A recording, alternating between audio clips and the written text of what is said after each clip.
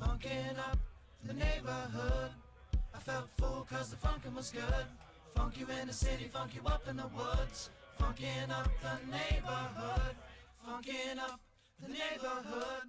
I felt full cause the funkin' was good. Funk you in the city, funk you up in the woods. Funkin' up the neighborhood. Funkin' up the neighborhood. I felt full cause the funkin' was good. Funk you in the city, funk you up in the woods. Funkin' up the neighborhood. Funkin' up the neighborhood. I felt full cause the funkin' was good. Funk you in the city, funk you up in the woods. Funkin' up the neighborhood.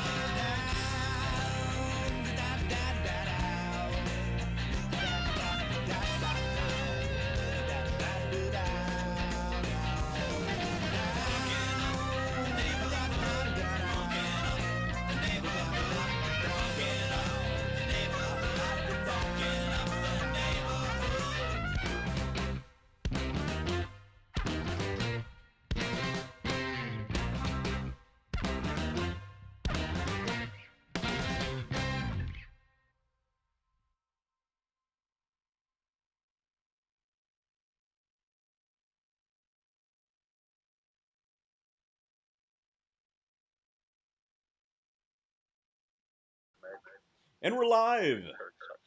And we are back. And I'm home. Welcome to, if I can speak, welcome to the Underdog Journey. I'm Wes. This guy is David. And that guy back there is Matt Harmon, joining us for the first time in a while. Since both of us were out of town last week, David. Yeah, you guys go out a Yeah. lot. And I think there might be a little bit of echo on your end, David. I'm Yes, going to try yes, we something do. real quick here.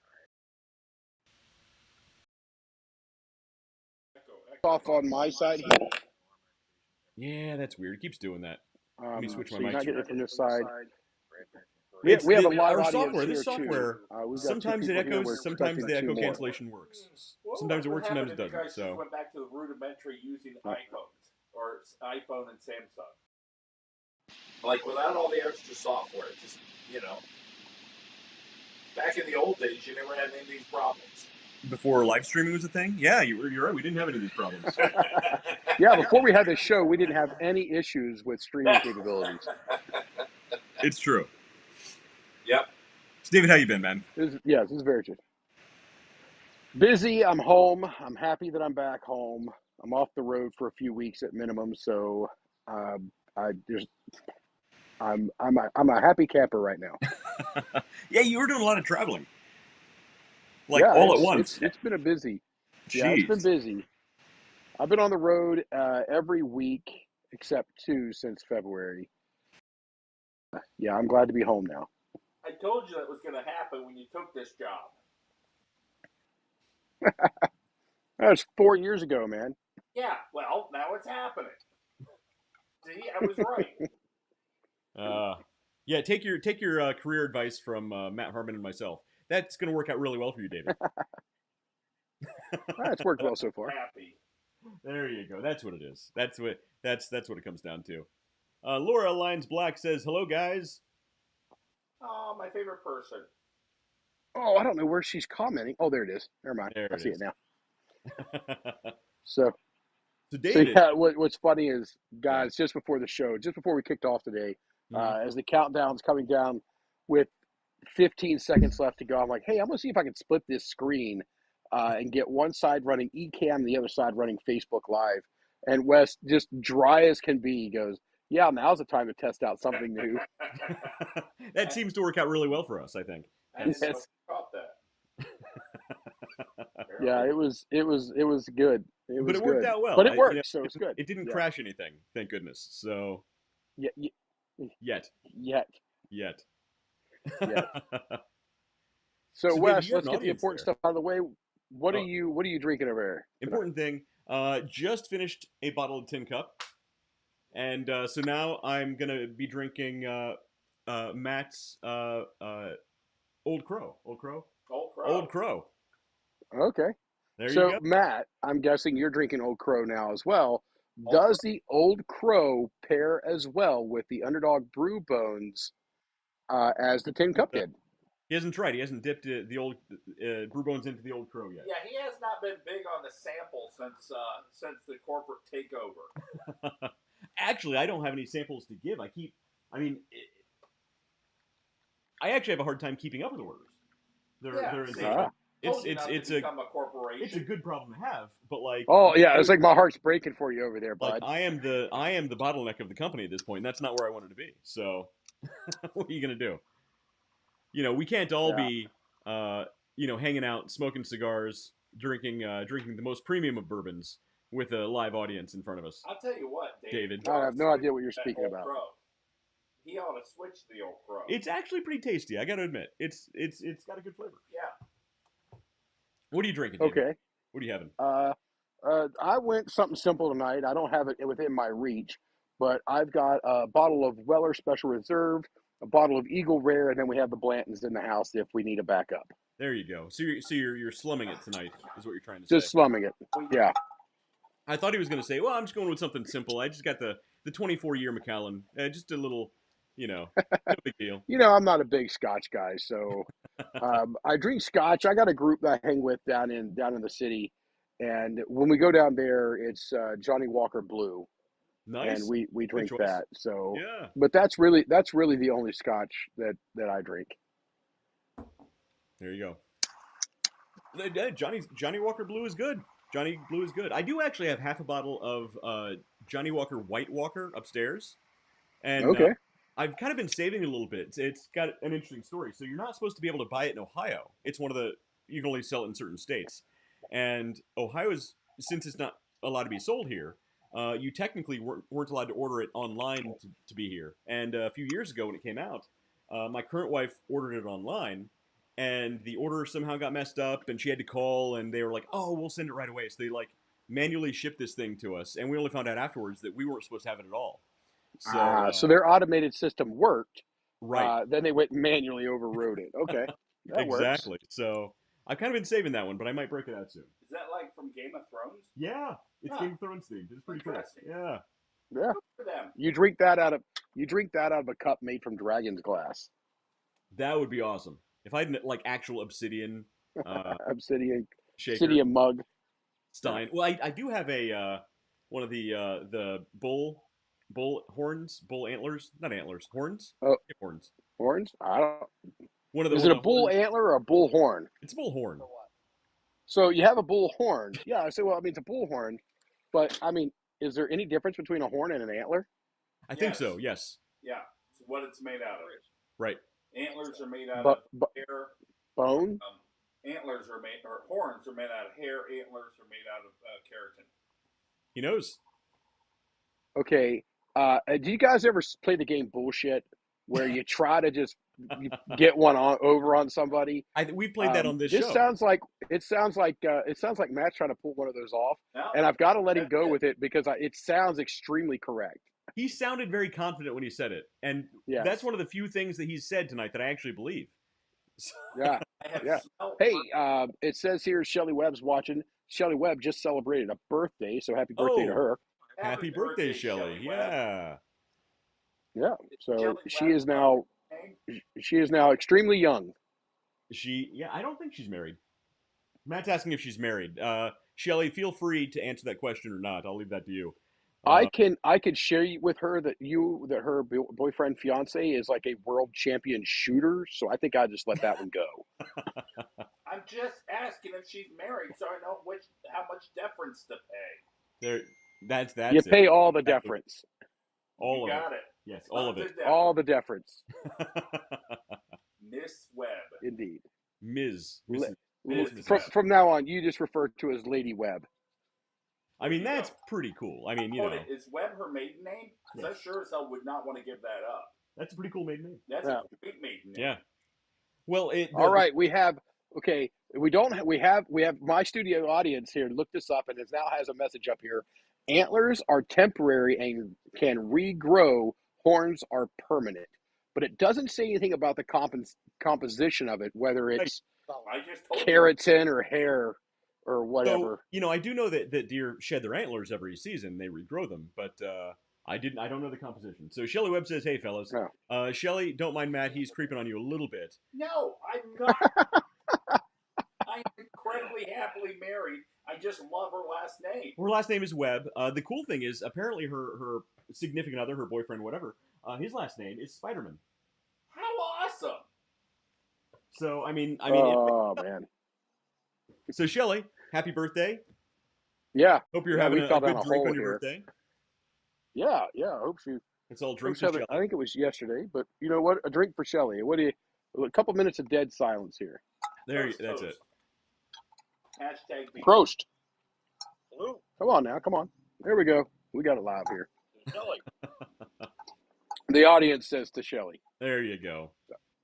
David's got his live audience. We'll try and keep the show relatively on track since David has an audience he has to get back to at some point. I had offered Not a chance. my wife's maiden name. Who's the one that drags this show off track? McDaniels. Yeah. That's kind of. I thought it was so Matt McDaniels. How cool would that have been? Hey, that's a manly sounding name. Yeah, I thought so. Better than Harmon. It's much more manly than like the beta name Harmon. Yeah, that's what I thought. Yeah. You're so mid. I don't know what that means. Nobody really knows. Your daughter does. Long Island iced tea, she says. There you go. Long Island iced tea. And Elvis says, leave the Webster alone. Well, I'll be daggone, but he is at least partially right about the keratin sheath and the bone. Both are bone, but one has a keratin sheath over it. So he was at least partially right. So congratulations, blind squirrel. He knows his stuff. Look, I grew up in Pennsylvania. If there's a couple things Matt knows, it's French fries and the composition of horns for some reason. I've just smelt burning horn in its hair. So I see that Elvis had posted a comment. Is he coming through on the YouTube? Because I don't see him on the Facebook. He is on Facebook. All right, it's who's Facebook Elvis? comment.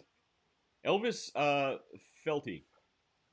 Yeah, I don't see him on here. Yeah, he's on there. He's on the Facebooks.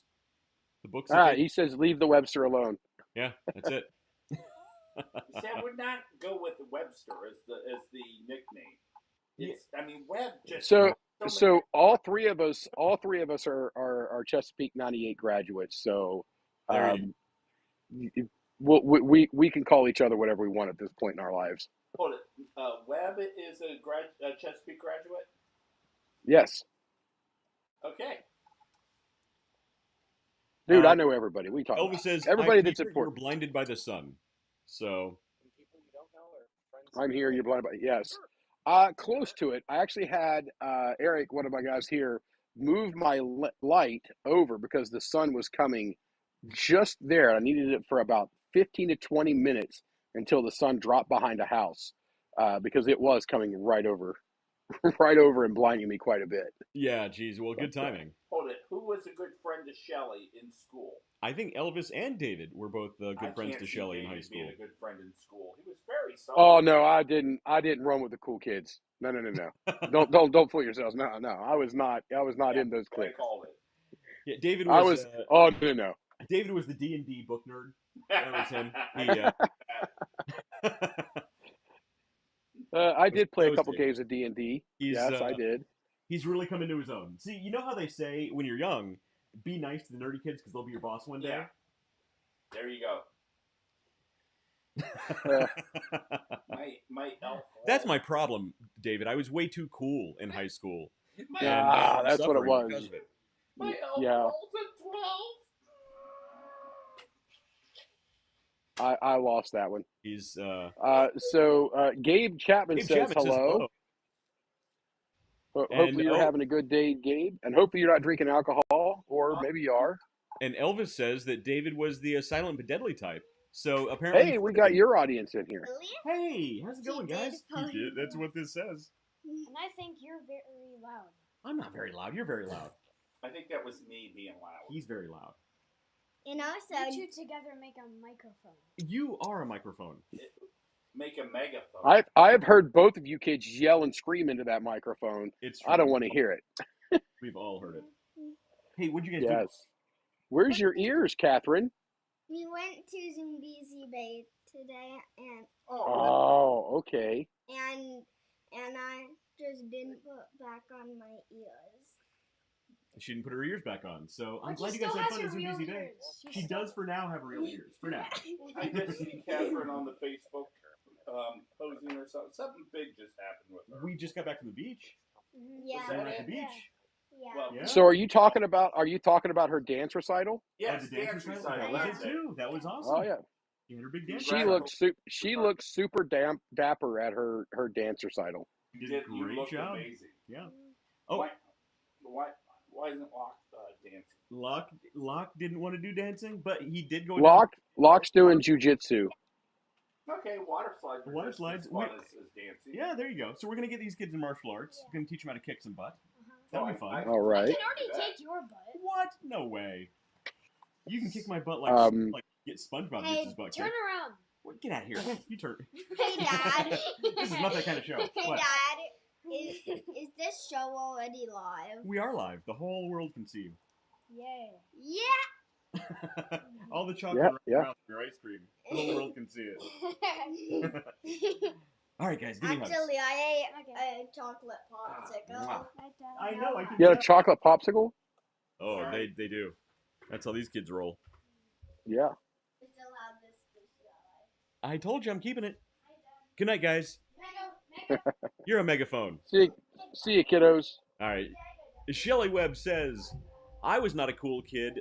I was in bell choir, for heaven's sake. I'm not sure what bell choir is, but it sounds super cool. My wife was in bell choir. Is that like where you ring bells? Yeah. Ding, ding, ding, ding, ding. All right. Shelley, I think that's incredibly cool. So, Matt, you're slightly out of tune. Yeah, I always am. and then Elvis says, Elvis wanted to tell the kids that we're watching them. there you go. Elvis, he also says Shelley is the best. Don't let her fool you. And he is watching my children, apparently. They're gone now. Oh, that's not creepy. Kind of like you asking if Shelley's married. Yeah. There you go. I was taken the wrong way. I'm sure. I was more interested in the maiden name. There. Well, that's fair enough. All right, we'll give you that. Is that David rolling up? Is that David rolling up? That works. That does work, but no. No, it's not him. Okay. Sorry, we got a buddy. His name's David Rowland, and he's on his motorcycle. So I just say, "Is that David rolling up?" And we kind of giggled because All right, so we ready to get some news going? Let's get to some news. What do we got going on in the world these days? I don't even know. By the way, Elvis says, so cute. We do want to see the martial arts footage since Cobra Kai has ended. Yes, I will 100% teach my son. Indeed. He had blonde hair, blue eyes. He's going to be the next cool kid from Cobra Kai. So we're gonna make that Johnny Lawrence. Johnny mean, Lawrence is the word you're looking for. Damn it! Well, because I didn't want to say that because like as an adult he's a loser, but like as like a teenager, he was the cool bully. He was the kid all the other kids wanted to be. So we're gonna make that happen. All right. Let's get some news. Maybe. Yep. Dead silence. There we go. Okay, there we go. Live. All right. So touching back on last week's subject. Was this last week? The week before? This week before. The week before last. Yeah, last week we were at the beach. Yeah. Week before last. What are those letters? College doesn't carry the... What? Oh, same return on investment. ROI, yes. College doesn't carry the same ROI it once did. 70% of teens say their parents support them going to trade schools or getting an apprenticeship. And I totally agree. Oh, yeah. Yeah. So it's funny, this popped up for us after we did that show, but it's in the news. Speaking of which, I cannot tell you how smart it would be to go to trade school. Especially I loved it. I went to trade school. I loved it. Animation or animation. You need to go to a trade school. Forget animation. Go be a plumber. Well, yeah. I mean, South Park did the whole episode on with the people who, like the tradesmen, like the plumbers and the carpenters and stuff, rolling up in like Bentleys, and then trying to hire people who knew geology in front of Home Depot. Yeah, I got geology. You need some geology? So it's totally true. So apparently we're not the only ones talking about it, David. Oh, absolutely. Absolutely. No, it's a big thing right now. Yeah. There's been quite a fundamental shift, even from a hiring standpoint, and businesses from the Fortune 500s and those larger companies, which used to require a college degree. They didn't care what the degree was in. They just wanted you to have a college degree. The vast majority of those jobs are now listed as, high school diploma. Right. Uh, that requirement dropped pretty quick when people started really investigating what the return on investment of a college degree is. And the student loan issue became a big deal. I mean, it's a lot to overcome to be to be a company requiring a college degree for no good reason. Right. That's exactly it. So I think this is a trend we're going to see continue to grow, especially with Yeah.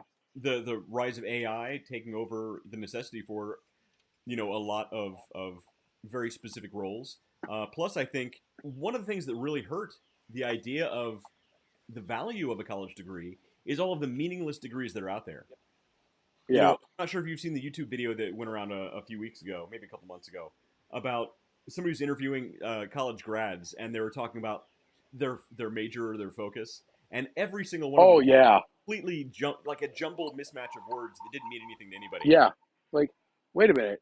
What are you talking about? You got a degree in I can't. It was so bad. I can't even remember all the words. It was 32 words long, and none of them meant a damn thing. Like, Exactly. what are you going to do with that when you get out? Let's take this out of the crazy. Let's take us out of the crazy degrees, and Yeah. let's put it into degrees that are usable. Um, let's say we have a yearly demand of 10,000 people with degrees in education. You know what? I got an educator right here. So There you every year, the country needs 10,000 degrees in education. And the schools are pumping out 60,000 people a year with that same degree. go. Right. So now you have 60,000 people battling for 10,000 positions. Right. The ROI on that is not going to provide the return. Exactly. Yeah. That is also going to boil down into the supply and demand issues, and you're not going to get the pay that you want. You're going to be fighting and then those positions are not going to be. And now, what do we have left over? We have 50,000 people out there with a degree in education that are now trying to find a home, and Right. it's going to be tough. Now, that's on something that we actually need. Now, let's roll that into some of these degrees out there that are in diversity of linguistics in Mesopotamia, right? I mean, something that literally has no value to any human being in the Yeah. world. Medieval French poetry is not something you Yes, build a career. yes, yeah. A medieval. So you and I talked about it a lot. It's like a lot of these things. Those are social clubs. That's it. It's okay for you. It's absolutely okay for you to have that passion.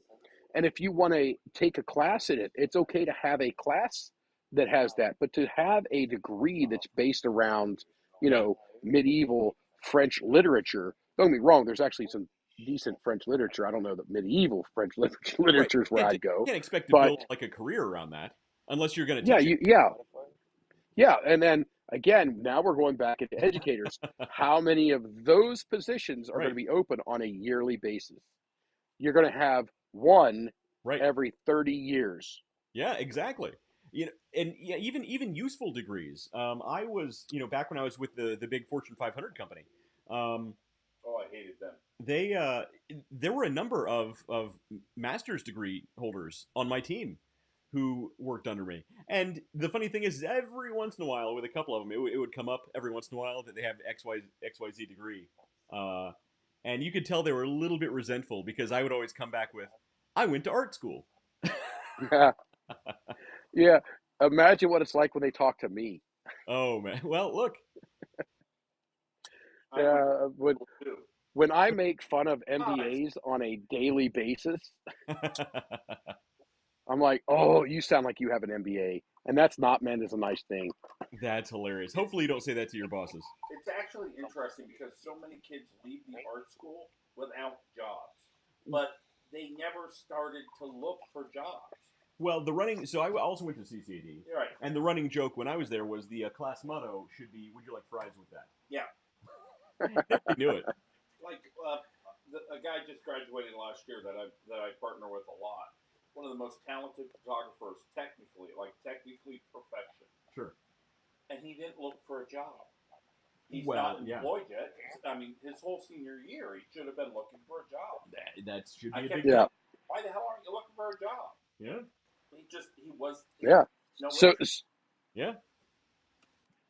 So here's a comment from one of our viewers there. It says, Felty there says, you never see an advertisement, do I qualify for trade school forgiveness programs?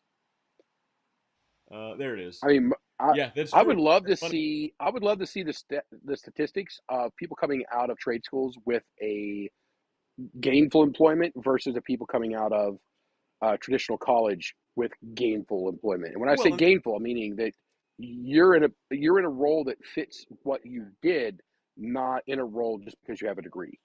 Well, and honestly, I think every school, whether it's a trade school or a university, your final year there, a big part of that requirement for completion of the school, whether it's graduation, degree, whatever, a big part of that should be an apprenticeship in the field that you've been studying. Well, and if you can't complete that apprenticeship, guess what? You don't get to get that degree. You don't get to complete that level of education.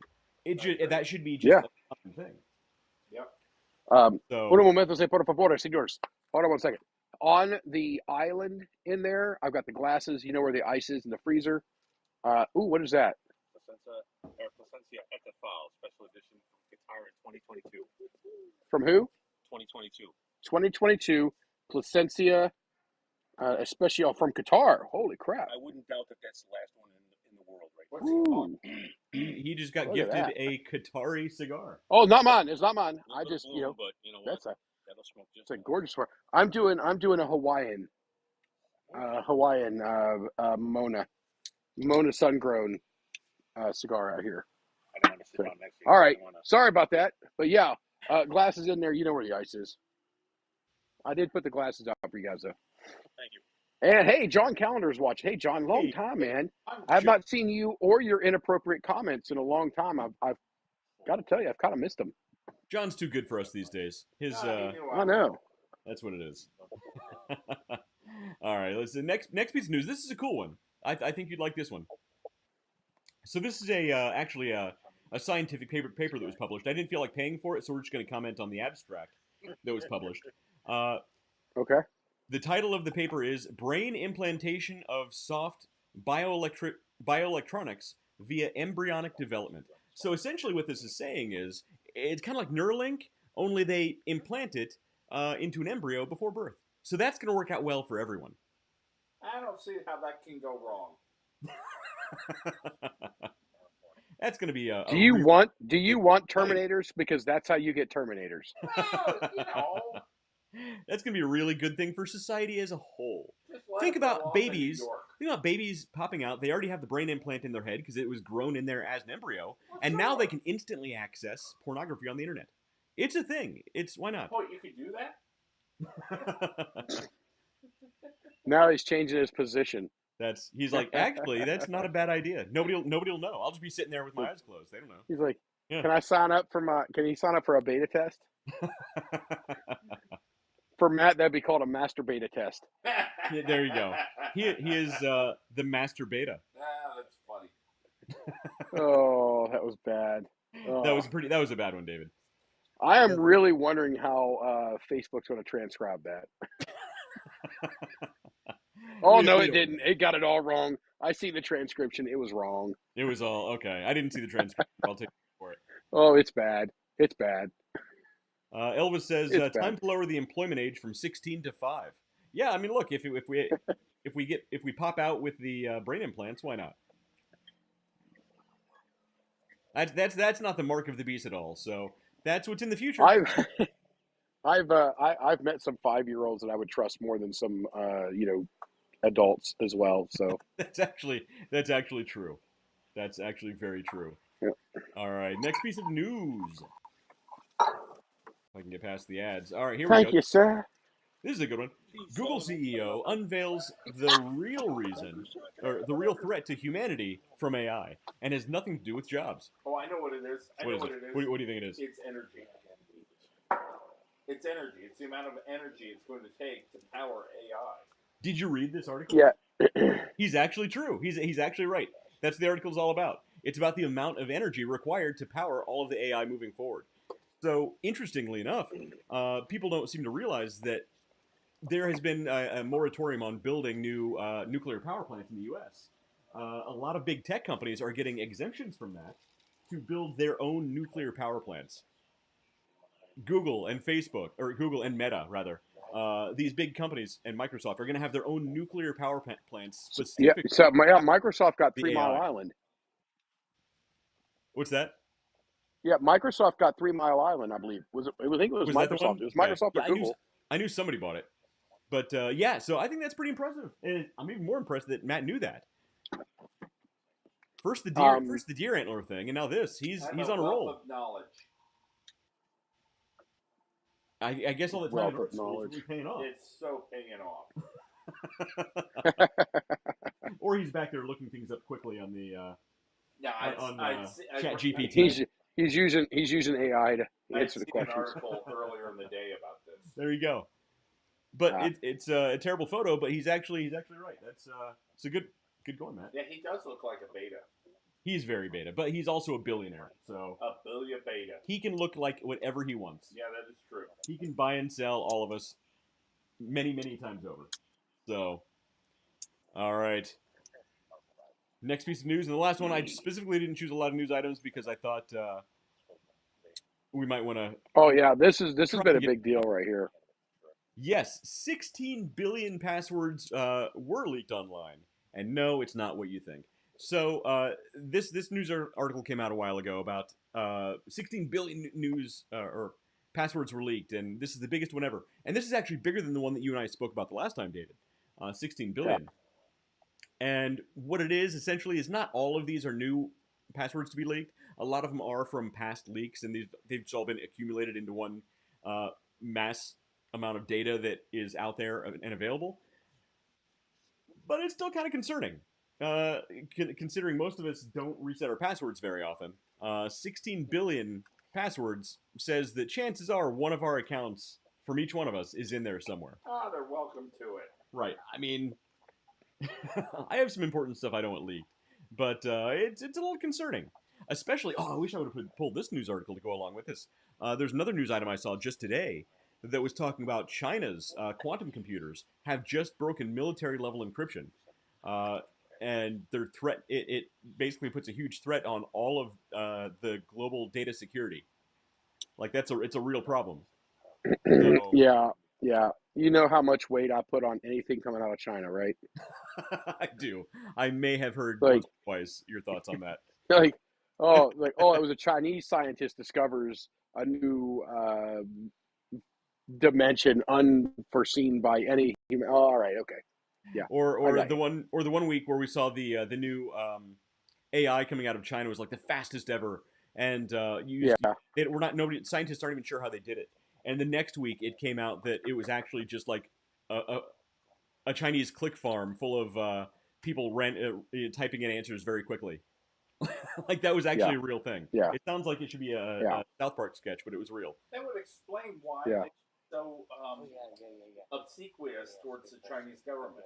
And the accents. Yeah, that would explain a lot. I didn't think it sounded like ChatGPT. Well, it wasn't ChatGPT, but it was the Chinese version. Remember, I tried it. How was it? Did you think it was good? I did it in your basement on your Wi-Fi, not on mine. Don't talk about things you do on I do. I remember this. Because we asked him to look up Tiananmen Square, and it won't let you look it up. Yeah. There's other things like how bad communism is. It won't let you look that up. From these disgusting rebels. I'm like, all hail Chairman Mao.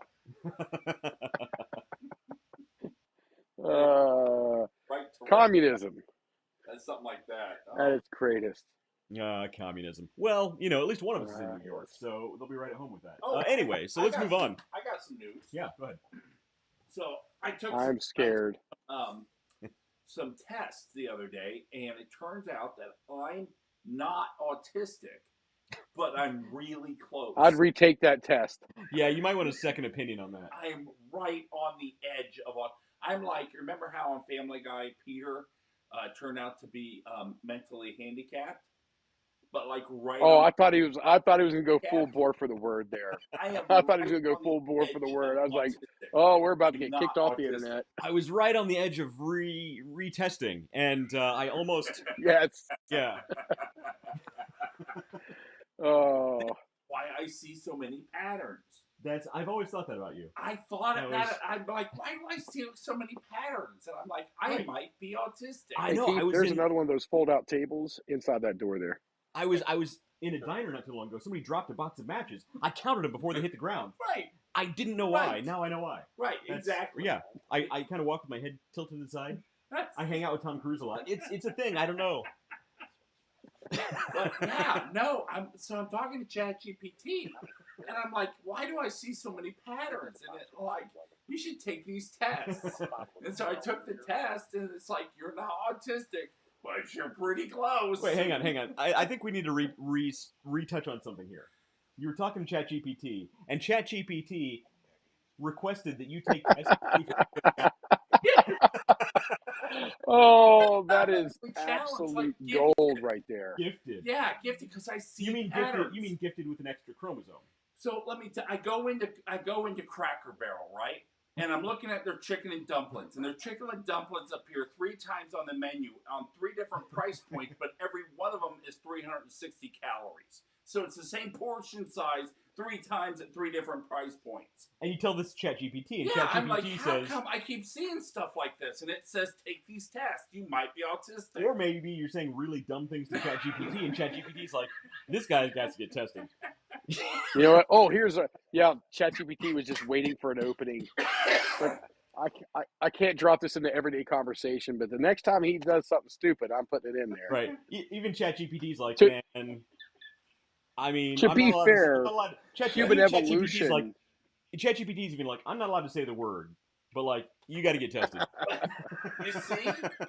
I was right. You know, Matt, to be fair, one of the primary things of human evolution was pattern recognition. So I don't think I'd read too much into that. But I saw something at Cracker Barrel that Cracker Barrel didn't even see. Oh, they saw it. Oh, yeah, they saw it, bud. They saw it. I don't know. They saw it. Pretty stupid. I mean, it's Cracker Barrel. 3 different price points. And I'm sorry, I'm not going to Cracker Barrel and ordering anything except breakfast. Who the hell goes to Cracker Barrel and gets lunch or dinner? Have you ever had their chicken? Right? Yes. I only go to Cracker Barrel for the fun little games they have out front. Chicken? Yeah, and I'll tell you, West is a pegging champion. He does love to be pegged. Look, I have had a lot of practice in the Oh, I'm a pro. it's getting better and I'm a better. pro.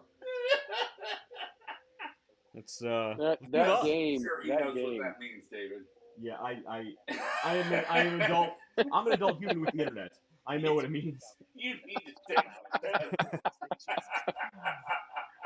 And Oh, ChatGPT mercy. does randomly tell me out of the blue, "Are you sure you rode the full size bus as a kid?" I don't know.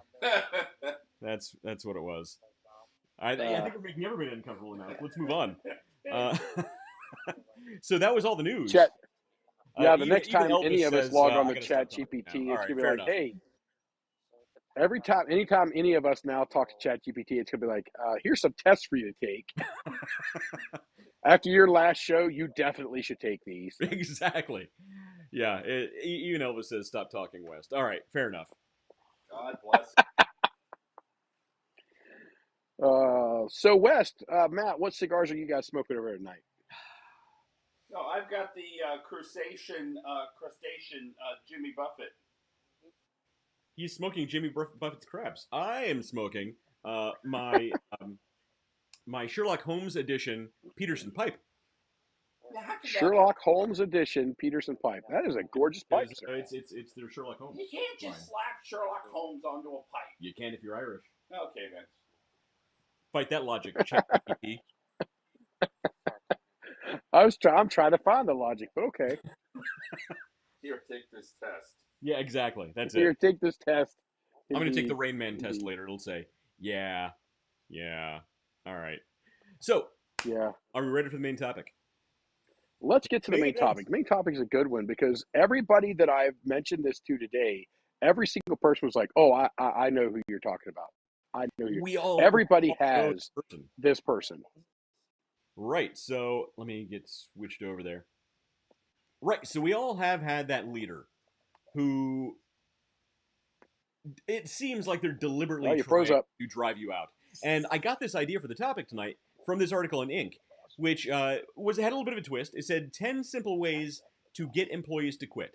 So this is implying that these are the ways that bosses who don't actually want to fire somebody, things they can do to actually encourage employees to quit of their own volition. Which, believe me, I've also known people who've done Ah, these. yes. But we've also Yes. I read through the list, and we've also known somebody who does all of these things and doesn't realize that they're acting in specific ways that makes people not want to work with hmm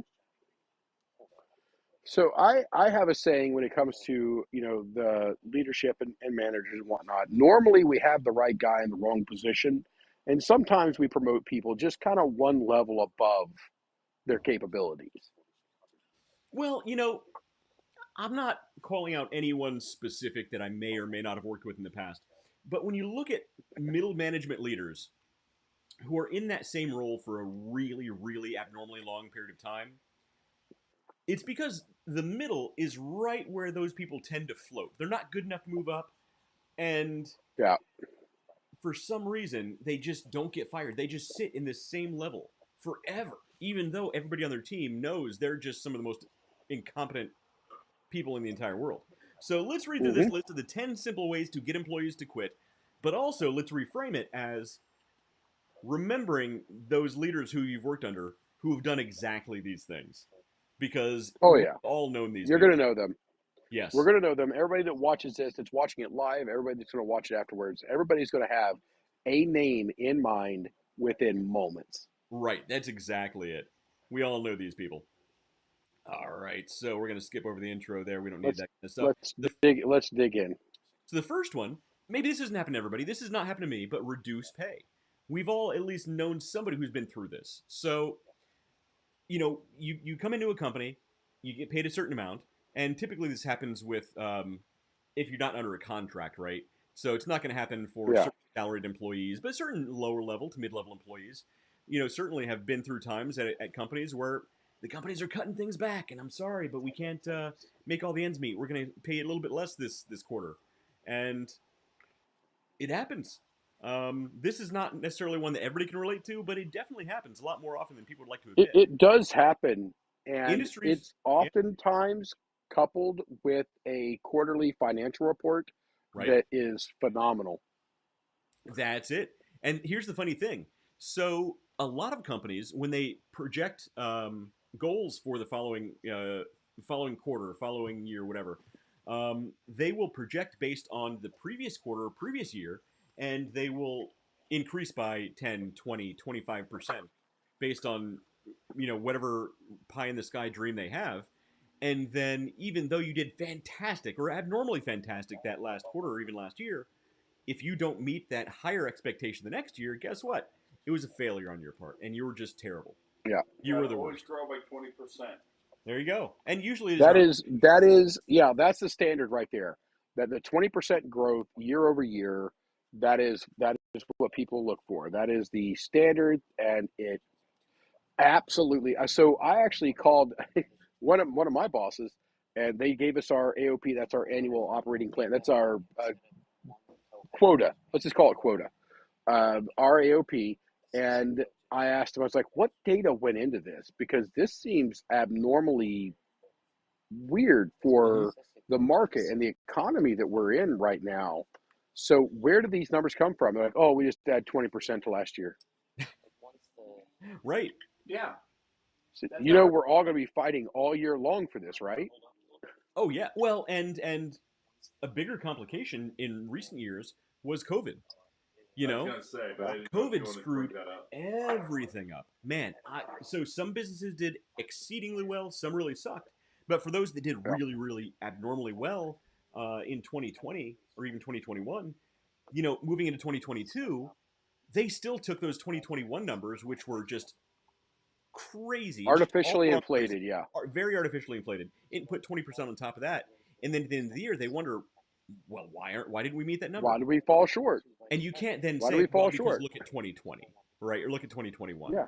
What you need to do, you had to actually go back to like 2019 or even late Yep. 2018 to get back to a normal number. But they're not going to do that because they have shareholders that they need to answer to, and it's I feel Yeah. like with the insurance companies I worked for, sure, they were desperate to try to hit their numbers, and they couldn't. yeah, It just was not possible. No companies were open to talk to. yeah.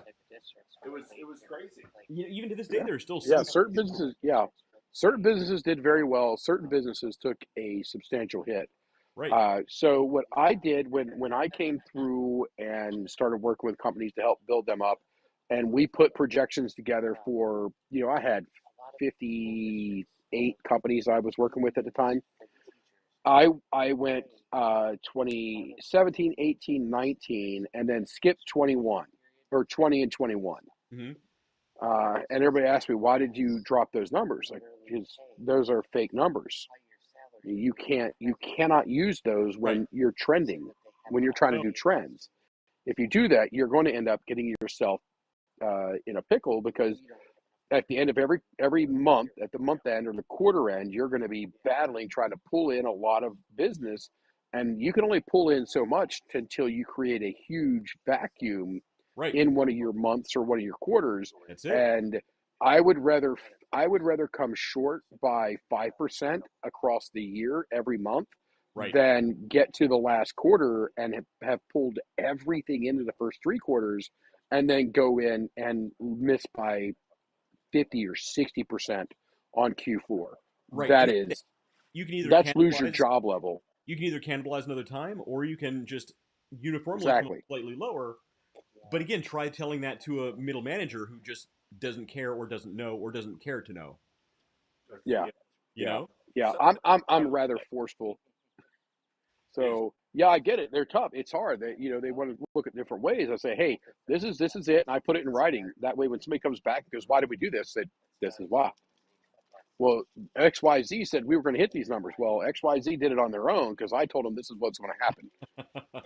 So if you're a salesperson and you come in at 30% one year, 40% one year, or the next year, and then 15% the following year, you fail.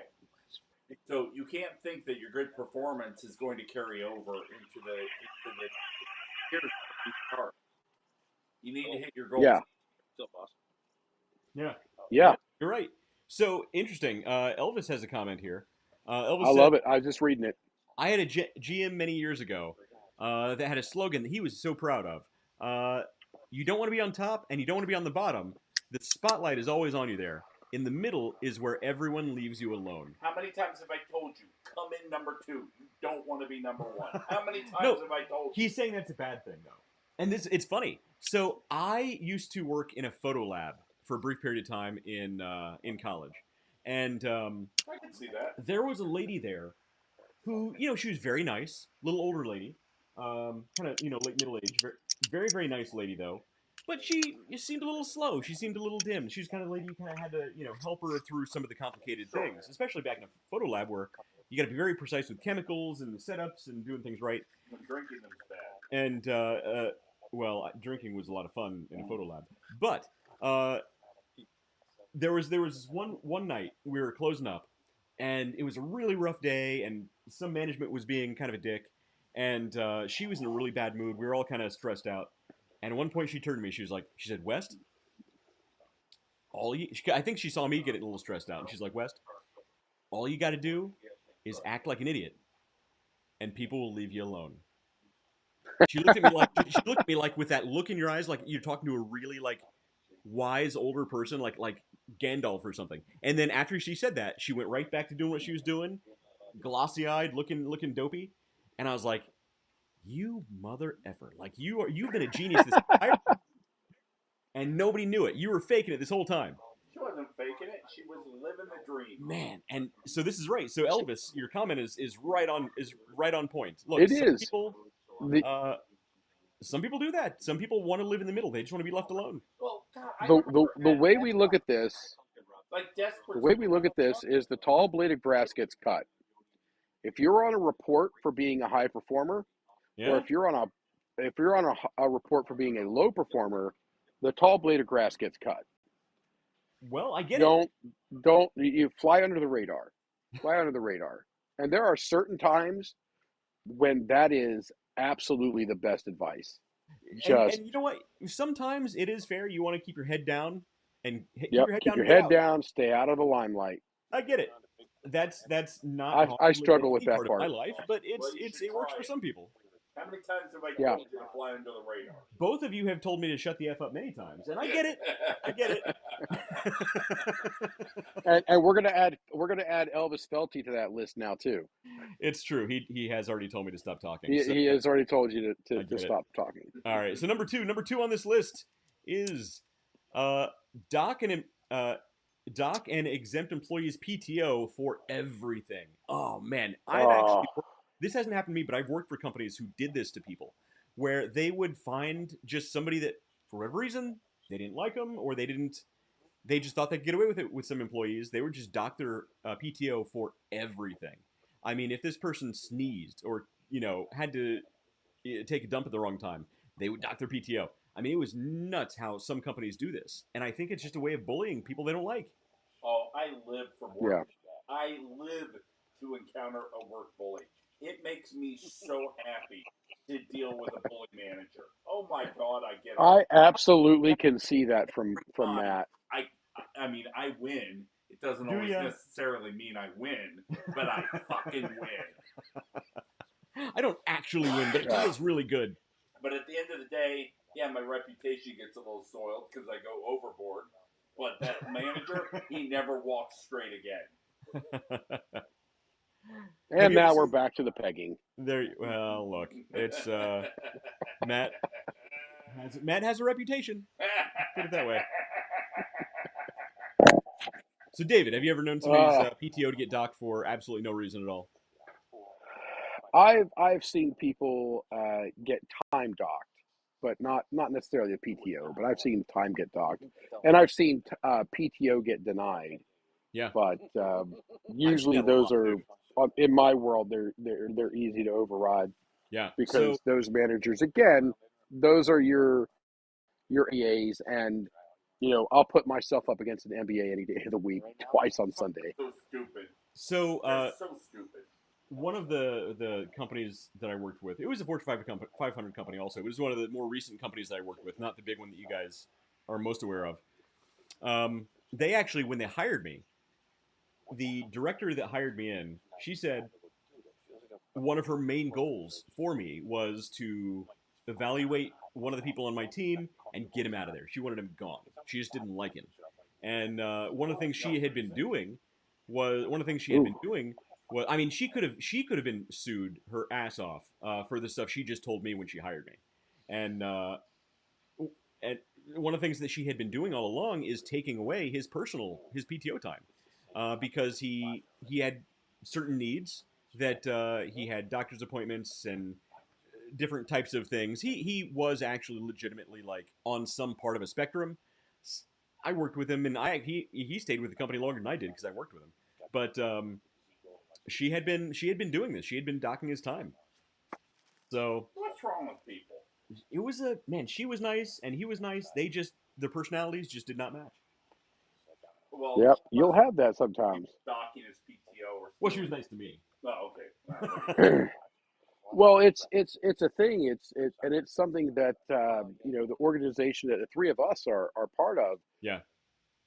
I mean, it goes a long way to helping out with dealing with folks that, while there's nothing specific, maybe you just are oil and water. You don't really mix well. You don't blend well, and it really teaches you how to work with people you don't always or ever see eye to eye with, but there's a common goal, and that's what we're working towards. Your method of doing it may be different than mine, But when you have a manager taking advantage of their position and docking PTO time, to me that's just an instant fireable offense. Oh, guaranteed. If I had told him what she told me when she hired me, he would have a major lawsuit against this company. I think he's actually still with the company, but I worked with him, and because eventually we got transferred out from under her, we were under somebody else. So I worked with him and brought him up, and he still had some other issues. He had HR called him on a few times from other team members. He didn't quite have a filter, and but he did a good job. He did everything I asked We him. don't know anybody else like that. That's me. All right, number three. Number three is, I don't want to get ahead of myself, so I'm going to try and hide number four. Number three is micromanage. Oh, gee, many Christmas. Yeah, Yes, yeah. There's like 7 names come to mind for that. Gee, and that's the thing. not Jesus, but I don't care who you are other watching or managers. listening. Everybody has a micromanager story. Yeah. David, tell us a micromanager story that won't get you fired right now. Oh, so the worst in my case is somebody who wants to have absolute control of things that don't matter, but don't bring any value to me. Mm-hmm. Like they will nitpick about this report or that report, but when I ask, hey, I need to talk with ISC or something along these things, it's supply chain stuff, they've got nothing. Mm-hmm. And then when I ask them about other questions, they've got nothing. When I ask them other questions, they've got nothing. So wait a minute, you want to micromanage me, but you are not going to bring any value to the table at all? What's so I have found ways around that. Basically, I stopped listening to them. There you go. Because I've got the numbers to back me up, luckily. Right. So if he's like, oh, this guy's just such a problem, they're going to look at the numbers. That's what they're going to do, and they're going to go, we're not messing with this guy. Right. We're not going to touch him. It pays to make yourself invaluable to a team. So Yes. I was with a company not too long ago, and I was under this manager. So I was the only one of this team who was in Ohio. The rest of almost the entire company was in like Illinois.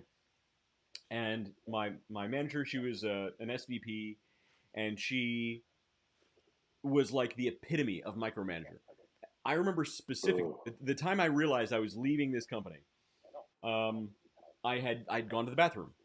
I came back to my desk, and there were probably 5. I wasn't even gone that long. Like, this was not a big bathroom break. It was like a normal thing. So it wasn't like a poop? It was not. It wasn't even like a poop bathroom break. It was like, I just got to go. I'll be right back.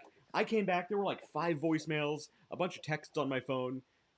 As soon as I walk in, I didn't even see the messages yet. I pick up my phone, and she's like, where are you? What's going on? Is everything okay? I'm like, I was in the bathroom. Is everything okay? What's going on? And she's like, where were you? I was like, I was in the bathroom. She's like, I need to know where you are. If you're going to leave, I need to know where you are, what's going on. Because if something happens, I need to be able to reach you. I'm like, well, did something happen? Is everything okay? She's like, well, yeah, I just didn't know where you were. Oh, no. And I was like, no. I actually told her, I was like, look, I'm not going to tell you every time I need to go to the bathroom.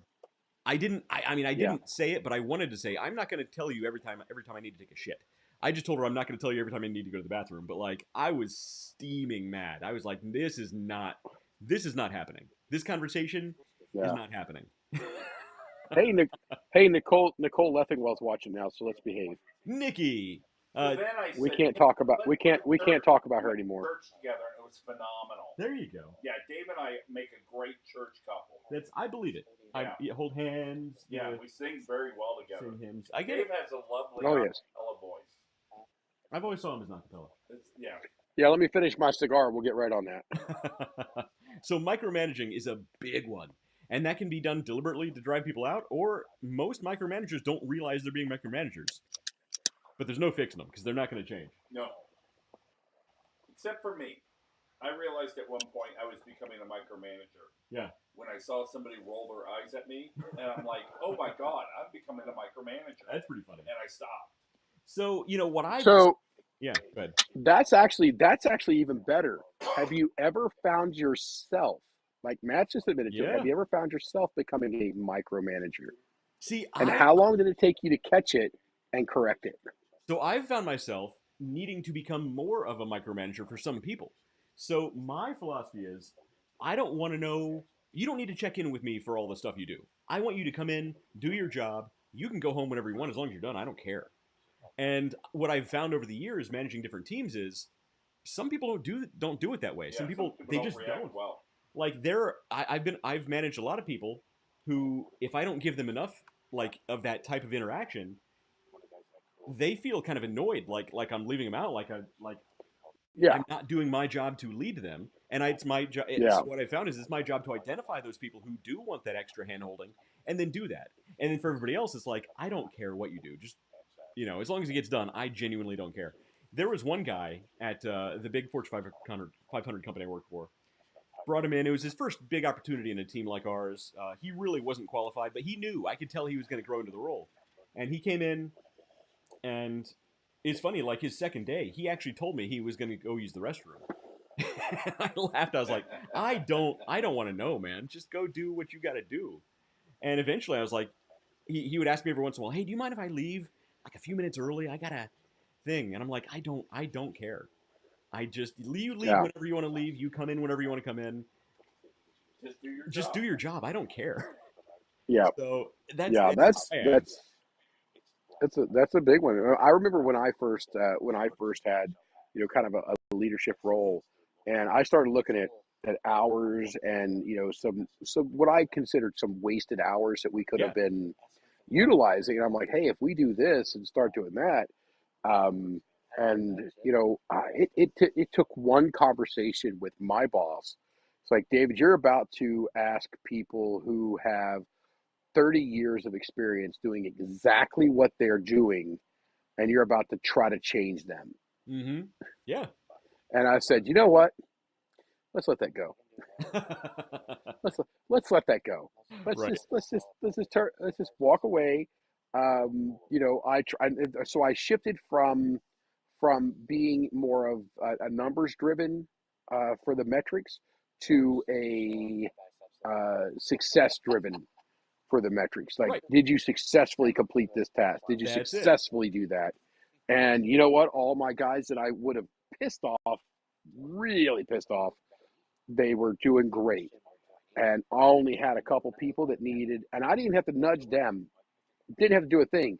The elder statesman of the organization handled it, and I didn't have to touch a thing. But had I not taken that and had that conversation, I could have slipped into a more of a micromanager. I'm glad I didn't. I'm glad Right. I didn't because, Exactly. man, there's very little I hate in this world more than being. Well, actually, there's a lot I hate more in this world, but it's still pretty high up there than a micromanager. Yeah. So yeah, so Micromanaging number one. every one of us has a micromanager, and I know Nicole, who's watching right now, has some some people that just pop to mind immediately Oh when man. you say the word micromanager. Yeah, Nikki, I'm sorry to hear that. But that is So if number I say three. the word hold on, I got to pull the audience real quick. If I say the words micromanager, does a name pop to mind for each of you? 6,000%. Yeah. Everybody's yes immediately. The Right job now. I just quit at the marina. Yeah, no, yeah. He just left. We have one of the guys, Eric here, just left the position because of micromanagement. Yeah, it's a real thing, man. So that's number three on Yeah, the list. I think it should be number one, actually. I did the opposite. Truck, it's never had I would put that. Yeah, that one's detrimental to a company. All right, Yeah. let's go on number 4. Number four is giving contradictory instructions. That happens a lot. Yes, I've actually seen being clear and concise Yeah. and stable is a tough one. And I'll tell you right now, I struggle with that because I'm very open to communications. Mm-hmm. So I am willing to change my position Mm-hmm. if somebody brings something to me. So what I said to this person over here yesterday, if somebody else brings me good and compelling data, Mm-hmm. I'm willing to change. And then I've got to go back to this person that I gave the data to. It's like, hey, based upon this new stuff, now we've got a slight change or a slight variant in our tactic or our goal. The overall mission doesn't change, but Mm-hmm. how we're going to get there sometimes may take a hit. So I Right. have to raise my hand. Sometimes I am guilty of this one. So I think we all are to some degree, but occasionally you'll be under somebody who will specifically tell you something vastly different, almost polar opposite from what they told you before, and you want to call out like what exactly is going on, and then you kind of put it together like Yeah. they might have CC'd their boss, or like somebody else might have been out on the conversation, and they didn't want to make themselves look stupid, so they'd rather make you look stupid, and that's a very common Yeah. thing. I've seen that happen firsthand a lot. Yeah. Yeah. I've had it happen to me. I just reply back, copying that message and send Right, it exactly. back. like I need clarification. Actually, I did it to somebody that was way high in my organization Yeah. and pissed off a lot of people. So I'm like, hey, I need directions on how to respond to this. And they kept coming back like, oh no, you do this what we already told you. I'm like, wait a minute now. This is a whole different thing. This is a whole different thing that we're talking about now. So yeah, I've gotten caught in that as well from both sides. Yeah, exactly. So I try not to. I'm sure I do sometimes, but like, I try not to. All right, number five. Number five is Yeah. ignore the office bullies. Matt loves office bullies, apparently. I led for office bullies. So I've never been on the receiving end of the office bullying. I don't think I've been the office bully, but I've never really been on the receiving end of the office bullying because I think like I don't really have that mentality to be able to receive the bullying. Yeah. I don't know. I would agree with that. I would agree with that. People do not look at me and go, that's the guy to bully. I'm going to go bully that guy. I had it No. food, the huge food corporation I worked for. Yeah. And my gross profit wasn't high enough because I had so many like buying tractor trailer loads of one item. Yeah. Which will drive your gross profit down, but your sales up. But the manager was yelling at me about it, and I was talking to him, and he said, "Are you retarded?" And I'm like, "Oh, well, there you go. There you go. There's my little ace in the hole." Well, see, that's when you should have gone to HR. I did. Okay. Fair enough. Did. That ended it. And ended it. Now, I regretted it later. You regretted going to HR? Yeah, because I ended his career. Well, don't regret Yeah. that. Yeah. Don't regret that. You have to look at it from his point of view, which I never did. Okay. He was receiving pressure from above to Okay. get his gross profit up, which meant getting my gross profit up. Instead of working with him, which I could have done, Okay. I went to HR and destroyed his career. Well, he was a dick. He was being a dick at the time, but he wasn't a dick. I should have worked with him better. I disagree. Now, I wish I could go. I can see Matt's point of view on this one. I can absolutely see Matt's point of view. It was fun at the time. Everybody has a moment. Yeah. Everybody has a moment that Maybe. the stress overwhelms them. And that's exactly what was going on with this guy. It was. Now I've had other bosses who I've knocked around a little bit. Yeah. And enjoyed doing it. Yeah. Because I knew I was leaving soon. Right. But this was a good guy. He's right. I see your point of view. It was a stupid thing he said, and I was like, whoop, there we go. There's my out. I see your point of view, but at the same time, you're not going to be a dick. Yeah. No. Hey, VCM is important, man. VCM is important, and that's going to be something that when you're in a sales role, that's going to be something that everybody's going to be paying attention to. Right, but there's also the DBA rule. DBAD? I'm sorry, what was it? Don't be a dick, yeah. Yeah, DBAD rule. Don't be a dick. Look, I have had many employees who I wanted to sit down and be like, are you retarded? Just like that guy. Guess what I didn't say? I didn't say, are you retarded? I didn't say it. I really wanted to a few times, Think but I about didn't. working with me. Man, Facebook's going to have so many flags on this video. I could think I could be frustrating. I think we're all a part of it. Yeah, oh yeah, I couldn't work with you.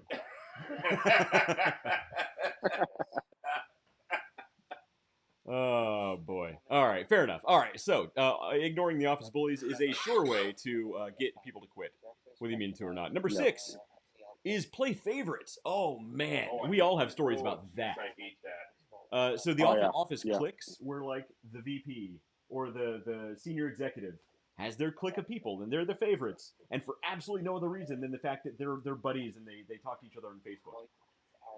That's it. We've all been there, man. When I got promoted at Aflac, where I went out and I had that incredible job where I went out and took care of customers who had been mismanaged, I took myself out of contests because I knew it was unfair to all the other agents. and I knew that I looked like everybody's favorite. Yeah. So I removed myself from contests just so it wouldn't have that perception of favoritism. Yeah. Because I would have won every contest Okay. with that program I was in, and it was Hey, he did a great job. He came back to the company I used to work for and basically reintroduced Aflac to us, Yeah. and It's over there with you you. know, it really was found people money that they were owed. Right. It was great. He did a great job at it. I remember that. So yeah. So you're saying you were the favorite. yes, and I was very aware of it. Yeah. Okay. And So I you was took yourself aware, out yeah. specifically so you wouldn't be seen as people playing favorites to you. Right. Yeah. Fair enough. And in fact, I avoided a lot of the office time too Yeah. because I knew what it looked like, and it was essentially I was removing accounts from district managers' ledgers Yeah. because they didn't have the manpower or the time to manage those accounts, There you go. and they were expected to give them over. Yeah. But see, not everybody does that. Some people they like being the favorite. They like being the best child. Yes. Yep. You And know? there were some people who really relished that. They do. Yeah. David's one of the Tallest favorites. tallest blade of grass gets cut. There you go. David's one of the favorites. He loves being. He wears that hat to like every meeting. He likes being that guy. Yep. Hey, look at me! Look at me! But no, I can't tell you how many teams I've been at least adjacent to, where it was just a clique. There was an office clique, and they were the favorites, and they got all the glory. Yep. And I remember a few like executive level meetings where I would stand up when like different teams are getting praise from this SVP or that senior executive, and I remember a few times specifically at the end of those standing up in front of the executives and praising my own team because they never got a single word of praise from anybody else. Because guess what? We weren't the favorites. People take our team for advantage of our team, and you gotta win the praise yourself sometimes, and that's part of it. Yeah.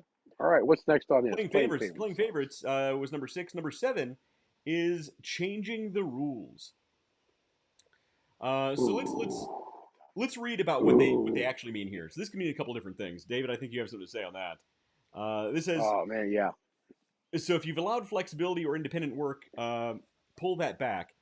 The person who took the job specifically because you said he could telecommute 2 days a week, drive him out by revoking that. Try implementing a strict dress code or for the back office people who don't even see sunshine. Yada yada yada. So just a number of different rules can be changed on the fly, and that can get people to leave. It can cause some friction.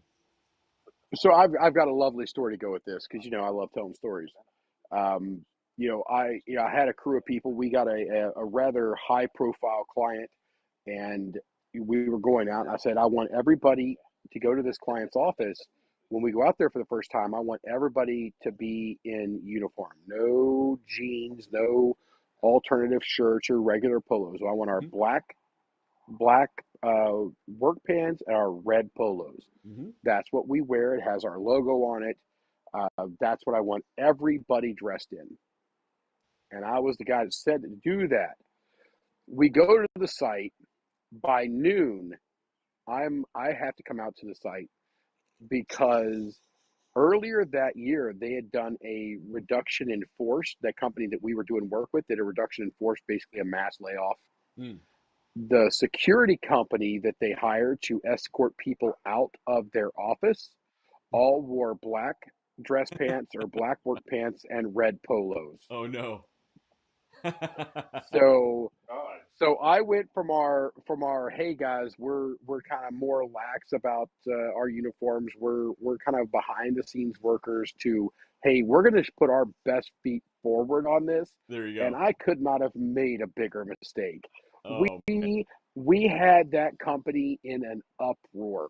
The emails that were flying around about the guys in the black slacks and the red shirts, because everybody in that business was like, "Oh my God, who's getting let go today?" And we're just there working on the fire alarm system. That's hilarious. And don't get me wrong. When I say high profile client, I'll tell you off the air. Yeah. But it is a super high profile client that is basically the taxi cab for the uber rich and famous. Oh, I know the company now. I know the And company you're talking yeah, about. yes, you know who I'm talking about then.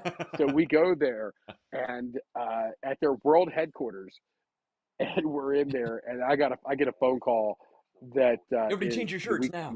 we cannot show up the next day because we're out there for like 2 weeks straight. People were But freaking out. day one, everybody's freaking out. Day two, all my teams in blue jeans Yeah. and either t-shirts or regular polos or something that look, you need to be presentable. But for the love of Pete, do not wear black slacks Yeah. and a red shirt because we had that company on its knees for about 12 hours of people in an absolute sheer panic. That's funny. How did you address your team? What did you say to your team? I effed up. That's pretty funny. Well, you Simple wanted as to look that, good. You didn't know. guys. I said, guys, I wanted us all to look good. We can't do that. This is the story behind it. One of my other team members was the guy who brought it to me, and we dug into it and found out what happened. Yeah. And so we fixed it. We remedied it very quick. But yeah, it was not a good day. Yeah. It was not a good look for us. Exactly. So I wouldn't necessarily say that's changing the rules in a bad way though. Like that's just like So it is.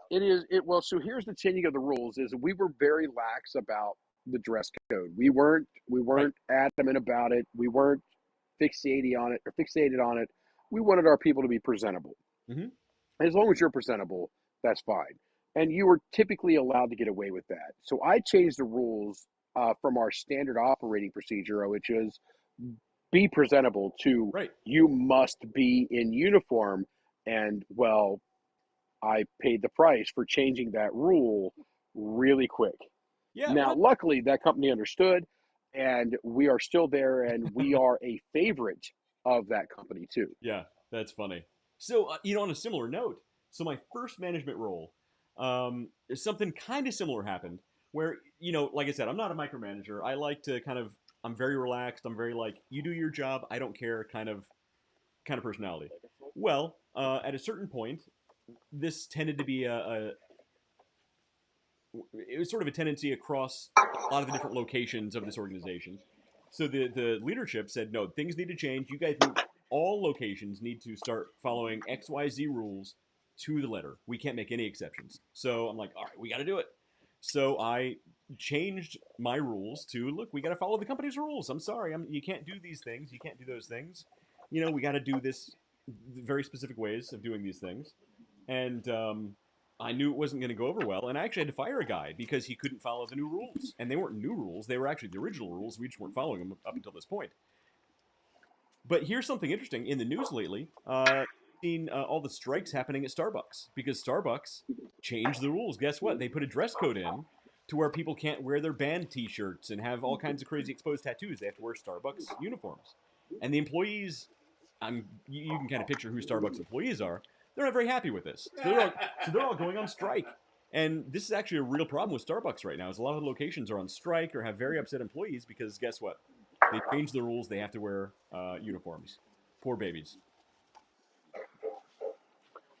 All right, we need a moment. We need a moment here. I need to Oh. select my next cigar.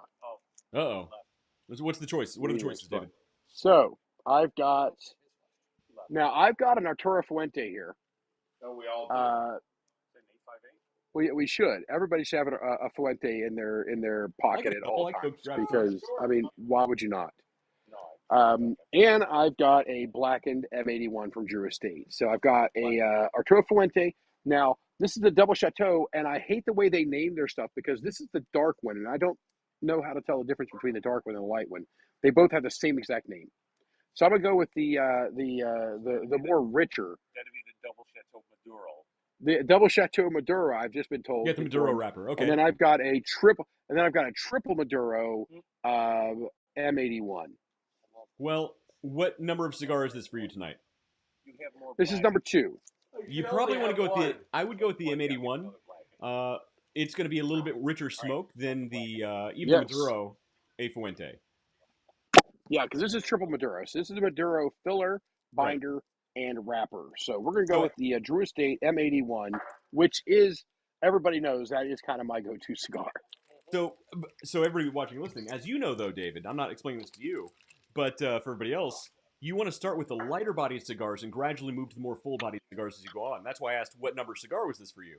If it were number Yes. first cigar, I'd say the Fuente. If it's your second or third cigar, I'd say the M81. I'm saying one Now, night is plenty. Well, David is too good for that kind of. He is not a single cigar kind of guy. No, he's not. This is a guy who is wearing a super cool hat around a bunch of super cool dudes drinking premium bourbon. He's not smoking just one cigar. and I've got my official cigar smoking shirt on now too. So It's true. You're I looking mean, good. this is my official cigar smoking shirt as well. Just So slowed down and made the one last.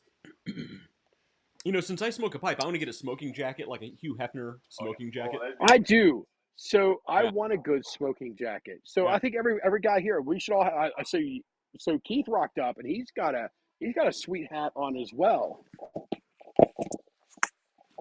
We are in the witching hour up here in upstate New York and central New York, and so now we're battling mosquitoes a bit. Ah, My all right. We'll try and make it Lord. quick. No, we're not worried about it. I've got a couple of what do you call these things? Citronella. Tiki torches. Citronella tiki torches going, and I have a Dynamax over there going too. But there's still a few of them because we've got a rather large lake nearby. So it's a thing. You guys should move down And, to one of your wine cellars. That'd be a cool place. Yeah, there we go. That's a nice cigar. Many wine cellars. He has a nice selection down there. I'll say that. It's next to his monocle cellar. I have no wine cellar, thank you very much. And we do have a wine fridge and a wine rack, but we don't have a wine cellar. Oh, I'm so embarrassed. Poor baby. It's David. You're basically slumming right now. Come on. Yeah, I know. It's ridiculous. All right. Number go. 7 was changing the rules. Number 8 is be a slacker yourself. That's how you get people to quit. Because nobody wants to work for a leader who just doesn't do anything. You're trying to burn those. Job is doing something like that. Right. But how many of us have worked under a leader who didn't pull their weight and just relied on I'm their going to catch myself on fire over here. Yeah, you are. I've worked for a few leaders like that. I can imagine. Yeah. You know, I can actually say I haven't. Even the micromanagers that I've worked for, they have been really go-getters. Well, that's And the the people I work for. So micromanagers typically are controlling and they actually do work. But I've worked under a few managers who are just like, they barely show up. I worked for one company, and this lady spent more time on Facebook than she did talking to anybody else at the company. Like, at any given time of the day, she's just on Facebook or social media, just goofing off, going having fun. And this lady was pulling down serious money. I mean, she was pulling down easily $300,000 a year for the company. And I'm thinking to myself, I'm trying not to be the kind of person to say, what is it you do all day? But I was thinking to myself, lady, what do you do all day? And Kirsten, my current wife, knows who I'm talking about because this lady, whew. I would pleasure goats for $300,000 a year. On a corporate level. Facebook is transcribing that as we speak. I don't know how to say that. I don't know how to respond. I mean, to that. Matt. So, is this for all farm animals or just? No, just goats. I'm not a. I mean, you do happen to have a lot of information about bullhorns and deer antlers. That Well, we're kind of questioning now how you know this stuff. I'm talking about salary caps here. I mean, $300,000. You want to pay me $300,000? There's not much I won't do. It sounds like you have a thing for hooved animals. I would pretty much any animal, with certain exceptions. Your wife is a lucky lady. She really is. She's a lucky lady. Yeah, I think we lost the rest of our live audience on that one. And you're not allowed on my Wi-Fi anymore. Yeah, my goal is to have the black vans pull up in front of your house. I'm sure it's happened many times. We've detected this coming from your Wi-Fi. Yep, that's it. It's not me, I promise. All right, so that was number 8. Be a slacker yourself. Number 9 is monitor social media accounts. I've also seen this happen. It's never happened to me, but I have definitely known leaders, team leaders, who have regularly checked the social media of their employees, their team. Hey, if you mention the company on social media, you better be ready. Well, right, and there's nothing illegal about it. It's perfectly legal, and in fact, some companies have it built into their employee Yeah. conduct where you can't do certain things on social media. Right. So that's the justification that a lot of leaders have to say, "Hey, I got to check up on my team." Yeah. If you But at the So- same time, if I were working for a leader and they did this to me, one, I would immediately, lock them out of whatever social media I'm on. Secondly, I'm like, I would feel violated. I'd feel like my personal space is being violated. you Yeah. simply don't put them down, and you don't put down, I'm working for this company. You don't make reference to them on social media. Right. But you know as well as I do, people are stupid. Yeah, and they do that all the time. And people do that all the time. I actually figured that out almost immediately when I got on Facebook for the first time, Yeah. not to put down who I was working for. Yeah. I saw all kinds of So that. I have on my Facebook profile that I'm a presenter for the Underdog Journey. There you go. Oh, Exactly. you should go through his social media and make sure he's not bad mouthing. It's true. If he's bad mouthing the Yeah. Underdog Journey, you're fired, David. Yeah, that's you should really. Yeah. He's like, you can't. I'm the Yeah. only one reason anybody watches this dumb show. All right. But monitoring social media. Have you seen this, David? So I have, and it goes further than just the employer. I was just at the Sphere last week, In and I Vegas. got a private tour in Las Vegas, and I got a private tour of the Sphere. And they were very specific. If you're outside, you can take a picture of the building. Mhm. That's great. Once you step through, you can't. And they talk about the algorithm that they run, their process that they run, their automated AI, basically that scrubs. And they say they walk out an employee, like at least one employee a month, Wow. because they have posted pictures. So I have seen the inner workings of the Sphere, Yeah. and it is as cool as you can possibly imagine. It is a phenomenal site. The technology that's in there is amazing. I am a nerd, especially in the fire protection and life safety part of it. And what I got to see just was like, this is the opus of life safety. So they have some that pretty place proprietary technology they're trying to protect. extremely, and so they have a thing that scrubs the social media sites and other internet sites to find people who have taken pictures. And like I said, the guy said they walk a person out, usually at least one person a month, because they posted pictures. So how many pictures I took? Zero. I took zero pictures. Yeah. Like, That's a no, big- I'm not because they know every single person that's in that building. Mm-hmm.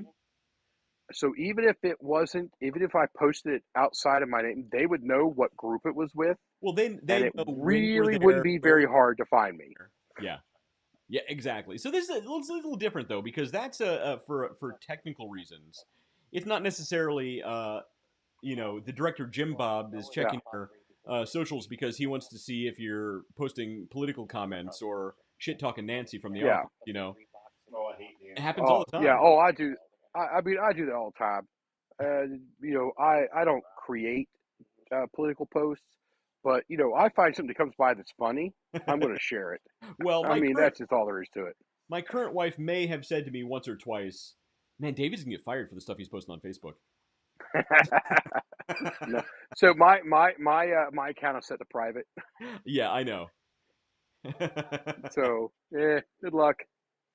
Yeah, And if they want to fire me for that, go for it. Again, the first thing they're going to do is go look at numbers, and they're going to go, "No, leave that guy alone.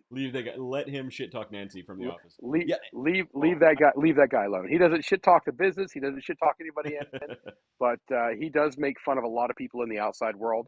And let's just face it, we need to make fun of more people in the outside world. There you go. And you know what? Honestly, that's also, I think, maybe one of the reasons why I don't get on Facebook for personal reasons. One, I don't want to see everybody else's dumb political comments, and two, nobody wants to hear my dumb comments online, so I don't do it. I would love to hear your comments. But additionally, some social media platforms, it actually pays to have an anonymous account where you can shit talk stuff there and nobody knows it's you. I'm not saying I do it. I'm just saying it happens. You're saying if you need the URL, reach out. I'm just saying the Earth is actually on the back of a giant space turtle. Yeah, we all do Space that. turtles, Turtle Earth Society. I love it, man. You got all of us with that one. I was like, that seems made up. I don't think that's a real one. And then you actually created it as a real. We're confusing all of our current viewers who haven't went back and watched the conspiracy theory show. We should do another conspiracy theory show. That was fun. It was fun, and theories, and and I'm going to drop this on you because we're on number 9, right, of 10. This is number 9. Is social media? Yes. Of 10. Of 10. Okay, great. So in between 9 and 10 here, I think a great test of our software that we need would be to host a trivia night again, but not at the Hofbrau like what we're going to do in late July for our 5-year. I think another trivia night is in order, and let's just run a full-blown test of the software and see what happens. Okay, let's make it happen. Is this going to be a conspiracy theory trivia night? That'd be fun.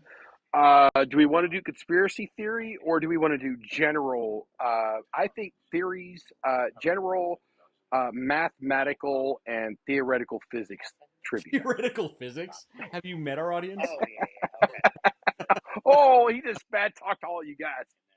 If they're watching our show, they at least have a rudimentary understanding. I don't mean that we don't have theoretical physicists who watch this show. I'm just saying, after a certain amount of bourbon, people don't necessarily want to see us talking about theoretical physics.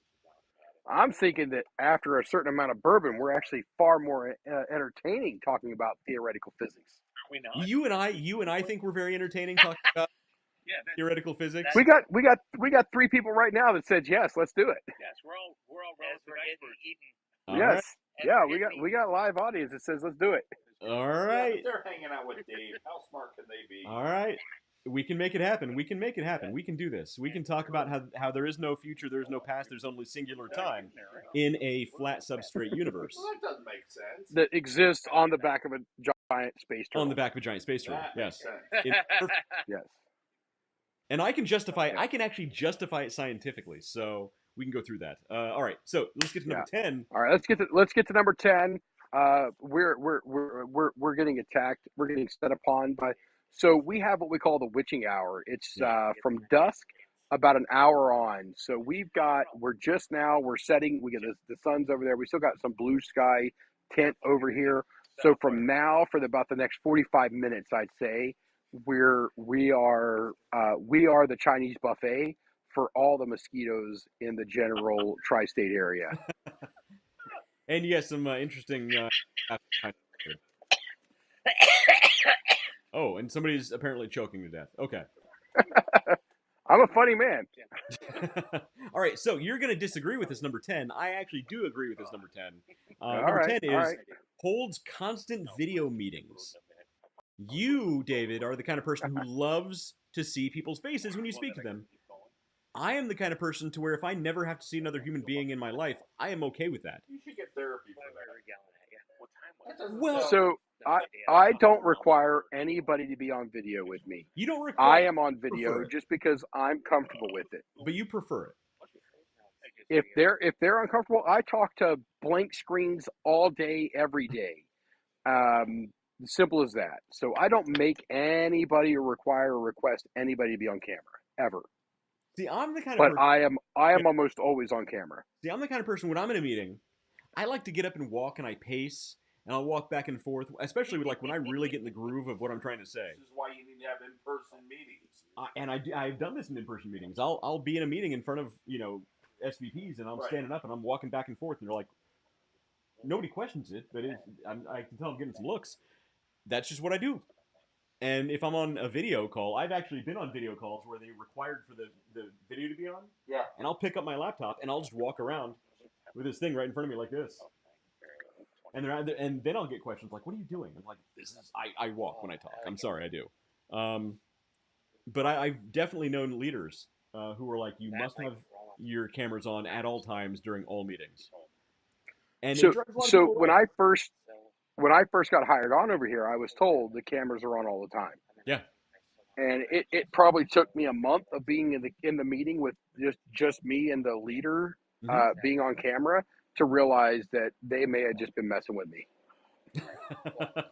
That's pretty funny. Hey, Dave Rowland's watching instead of being here. Let's all give Dave Rowland a big say hello. Hey, And hi, David. yeah, all the live audience here, David, is missing you right now and are upset that you're not here. Yep. Well, I Getting wouldn't go that far. absolutely eaten alive because as soon as this show's over, these lights are going off and we're retreating to the garage. Yes. So if you're in the area, we'll be in the garage in about 15 minutes. Dave Rowland, that's your invitation. Sure. Am I on? Yeah, there you go. There he There is. you go. Where are you, Dave? You jerk. Come on. We got He's our too good hats for you on. guys. Look at us. Yeah, We're we like got the hat. twins. Except he's bigger than I am. Winning. All right, David. There we go. I think it's time to wrap it up.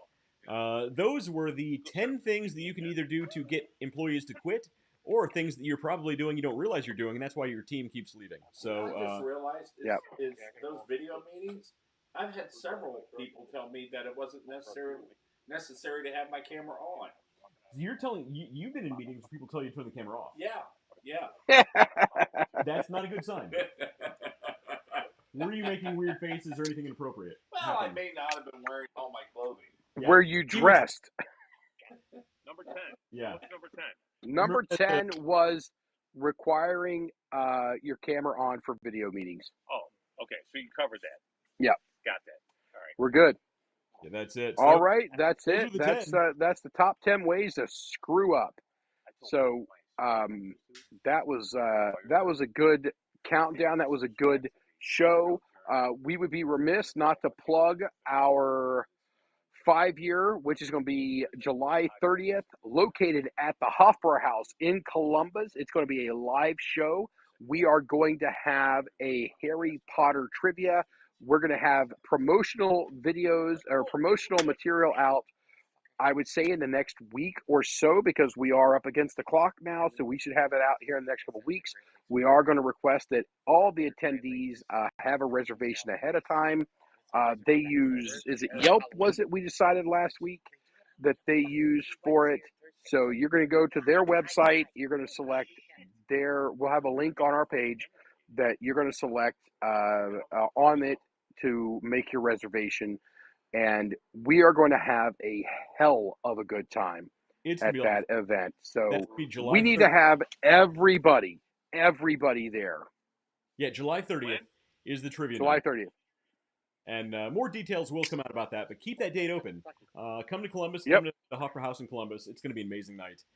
By the way, Matt's trying to tell you guys, go to underdogplus.com, pick up the most delicious dog bones in the entire world.